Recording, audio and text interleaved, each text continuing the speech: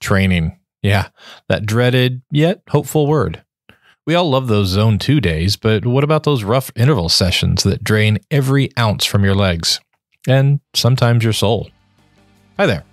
I'm just another John Q. Public on a bike, a Joshua Q. cyclist, if you will. Get it? It's JQC.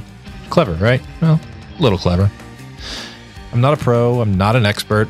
Heck, I'm not even a bike mechanic. So why am I sitting here talking to you about cycling and the journey I set myself on? I'm one of who knows how many out there who love to ride their bike, go fast, and want to challenge themselves on the bike, but we aren't racers. There's no team, fancy bus, or army of trainers and mechanics, big budgets, all that. Just someone who gets the thrill of freedom on the bike and wants to challenge themselves to something new. Let's face it, riding indoors does not compare to the outside. Sure, during the winter or when the weather is terrible, riding indoors means you can actually spend some time on the bike in your happy place. Well, one of my happy places, at least. Gone are the days of just staring at a screen with target numbers and graphs to hit. With Zwift, Sufferfest, or Wahoo X now, Full Gas, and many other options, indoor riding has gotten better. But it still isn't riding outside. But the main advantage that indoor riding has is that you can get better, safer training sessions in. Don't have open roads to do long intervals without having to stop? Indoor session. Don't have safe roads to do intervals? Indoor session. Want a consistent long climb or flat stretch? Yep, indoor session. Because of these advantages, and as boring or mind and butt numbing as indoor can be, it's my go-to for training sessions. And if I hope to make any progress with my 2024 goal, I need all the training sessions I can get. So what am I doing about that, and what's my approach? From the very beginning for me in indoor training, I've leaned on Sufferfest, now known more as Wahoo System. When I was looking for an indoor training platform, this one ticked most of the boxes. I'd seen other more professional approaches to training, but those didn't speak to me. And let's be honest, any good training platform is going to be mostly similar to any other, at least with the plans and the numbers needed for intensity, variation, and number of intervals. It's really how all those graphs are presented to the rider during the sessions that help one platform stand out from another. With Sufferfest, I found that not only was I getting in some wild sessions, but the story or the mythology behind the land of Sufferlandria really caught my attention too.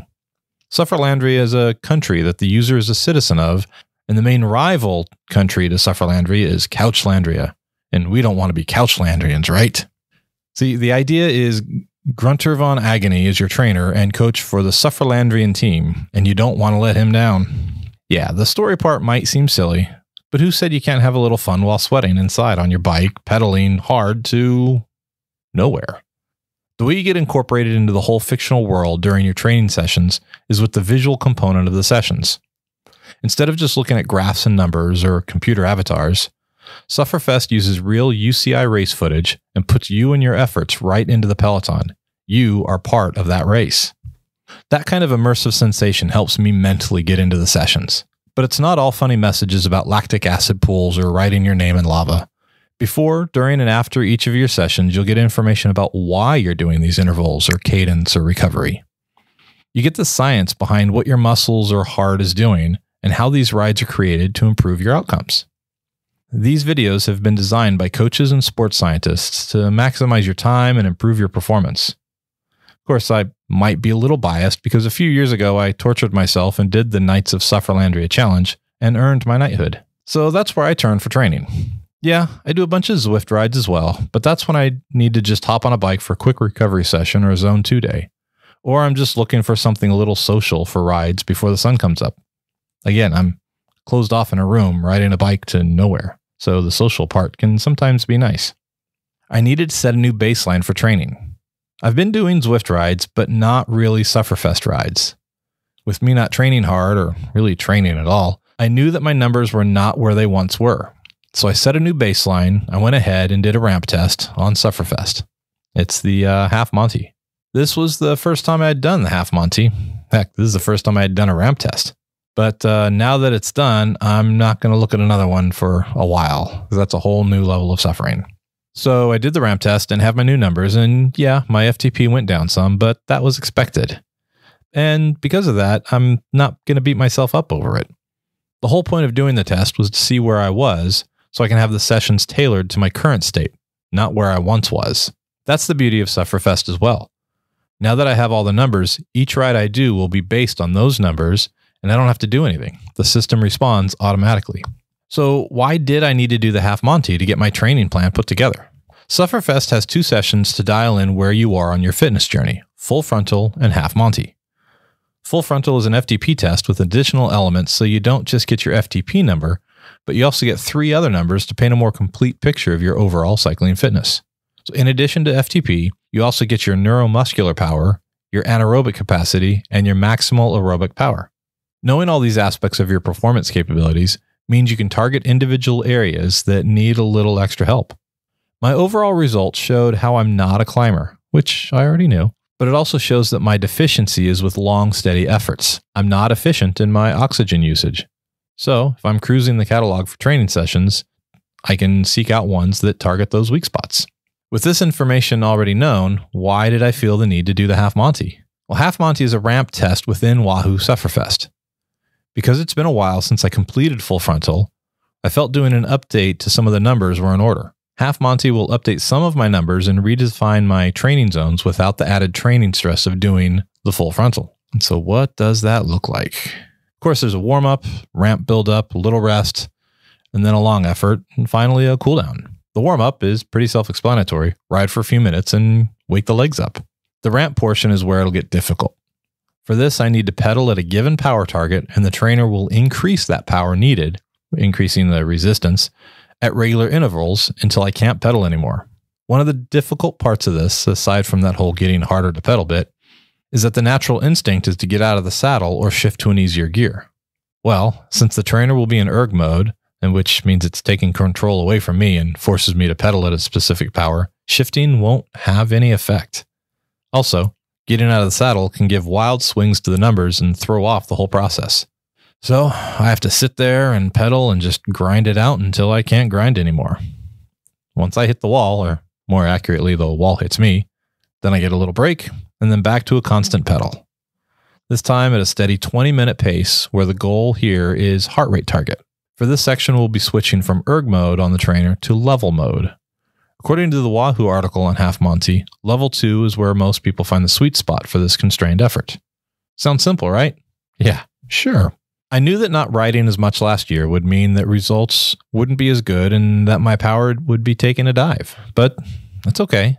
It's better to know where you are and have goals to build from there, setting a new baseline and moving up from there. With the updated numbers, I use the tools within Sufferfest to generate a training plan for me. This is where you have to be really honest with yourself. After you choose what you want to train for, in my case, I chose the Gran Fondo, you have to choose how many hours per week that you want to train. Ego here is really going to kick in, and instincts might scream out, "Oh, I can totally do the 7 to 14 hours a week." That sounds plausible, but is it really though? I was going from no rides to random morning rides to this training session. So the reality check here is that I would completely fail at the high level of training. When you take into account the new training stress, work travel, and life in general, I knew there were going to be days missed. New numbers, new training plan, everything's good to go, and no more delays or issues, right? So how's the training been going? Well, the initial burst of enthusiasm for starting a training program often confronts the harsh reality of the efforts of dedication required. The difference between expectation and reality can be jarring. One of the things you have to remember is that there's no immediate significant progress, but instead the training is all about the gradual nature of physical improvement. When results don't materialize as quickly as hoped, motivation can wane. It's a psychological barrier known as the expectation gap, and we all deal with that. And this is nothing about tapping into the energy reserves at the beginning to maintain that motivation to get the sessions in versus sitting back and finding those always easy excuses to not get kitted up and get on the trainer. Because motivation is significantly influenced by our daily routines and existing habits, integrating a new training program into an already established routine can really be challenging. The comfort of familiar patterns often overrides the desire for change, even if the change is desired and beneficial. Behavioral economists explain this through the concept of loss aversion, where the potential discomfort of adopting a new habit is perceived to be greater than the benefits it'll bring, leading to procrastination or abandonment of the physical training goals. Moreover, with the prevalence of social media, especially with Strava in this world, and the tendency to compare one's progress with others' highlight reels and shared rides can kind of lead to a demotivation. This is known as the social comparison theory. It suggests that observing others' achievements can sometimes diminish one's own sense of accomplishment and deter further effort. So yeah, Strava is a fun tool to have, and the social aspects can be nice, but it can also hinder and demotivate us. I mean, picture this. You just got done with an intense 45-minute training session. But because of the intervals you were doing, maybe low cadence hill climbs or single legs, perfecting your form, you might notice that your average speed is pretty low. Your miles traveled, albeit virtually, are low. So now you pop onto Strava and you see others doing similar distances or time out on the bike, and your numbers are much lower. It doesn't mean you worked less. Remember, you left a pool of sweat on the floor and was killing each interval with the evil erg mode holding you to the task. But it doesn't look like that on a scroll of Strava activities. A quick glance and it looks like you aren't putting out the power that others are. Now, imagine some Zone 2 session and it's really disheartening. You know you can go faster, have a higher average speed, or cover more miles in that time frame, all of that. But we, the viewers, aren't seeing the whole picture of what your ride was for. You shouldn't be comparing yourself against anyone but yourself. Overall, it's you that you're trying to get better than. Anyway, let me get off that soapbox, and yeah, maybe it's something also I needed to hear myself say out loud to remind myself. Back to the difficulties of motivation and new training plans. Physically, the body's response to the initial stages of a new training program can also be a deterrent. Muscle soreness, fatigue, and the adjustment necessary for the body to adapt to new demands can be uncomfortable and even discouraging. This discomfort is often a significant barrier to consistency in the early stages of a program. However, understanding these challenges is the first step towards overcoming them. Strategies such as setting realistic goals, like not assuming you can cover 10 hours per week training out of the gate. Focusing on incremental progress, seeking social support, and gradually integrating physical activity into one's lifestyle can help bridge the gap between desire and action. Recognizing the value of patience and persistence, 2 words I've been saying a lot since the Florida Gran Fondo, is crucial. Finding intrinsic motivation by focusing on the reason for pursuing the training. Remember back when I was talking about my why? Personal benefits of training, such as improved mood. Remember, cycling is my happy pills. Increased energy levels. And a sense of achievement can sustain one's commitment even when external motivations falter. The struggle to stay motivated in a training program, despite a genuine desire to engage in one, is influenced by a complex interplay of psychological, social, and physical factors. We have to acknowledge these challenges and adopt a mindful approach to training. We, or I, can navigate these obstacles more effectively, leading to a more rewarding and sustainable engagement with their physical fitness goals. But what else do I need to do in order to get my body and mind ready for the next Fondo? You know what? It's going to have to wait to the next episode. Thanks for joining me in this cafe stop and listening. Let's continue this soon. And if you want to reach out and share your journey or have any questions for me, email me at joshua@jqcyclist.com. Until next time.